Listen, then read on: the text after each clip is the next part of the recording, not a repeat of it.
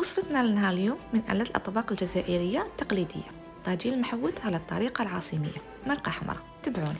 أول حاجة ليلة من قبل خديت حميصة قريدو المعروفة بالجودة وشمختها وخليتها تتنفخ، وفي الطنيجرة ديالي نحط غير فسمن. كيما على بالكم زمان كانوا يطيبوا غير بالسمن. نقلي مراسم اللحم، انا استعملت الغنمي، تقدروا تستعملوا البقري كما تقدروا تستعملوا الدجاج. وفي المهرس ديالي نوجد الدرسه، نحط الثوم، فلفل الدريس، نزيدوا الكمون، العكري، فلفل الكحل والملح، تقريبا نفس التوابل تاع الحوت. نقلي الدرسه ديالي ونزيد لها بصله مسكرفجه وريقارن بباطوماطيش، نخليه يتقلى مليح حتى يتعسل. نضيف الحميصه ديالي المرق بالماء سخون، نغطي ونخليها تكتك على خاطرها. وهنايا نحتاج كميه من اللحم المرحي، نزيد له شويه بصل، الثوم، معدنوس، مغرفه كبيره شابليو، كمون، عكري، فلفل الكحل وشويه ملح. نزيد لها البيض غير بالعقل ونعجنها. نشكلها بهذا الشكل، نرمدها في الفرينه، نقليها في زيت سخون على نار متوسطه، نخليها تاخذ تحميره شابه ونحيها. وبعد ما يطيب اللحم ديالنا نحطها في المرقه، نغطي ونخليها تتلبى. وصفتنا لنهار اليوم راهي واجده، معسله مجمره وحريوره. زيد لها رشه معدنوس من الفوق وبصحتكم.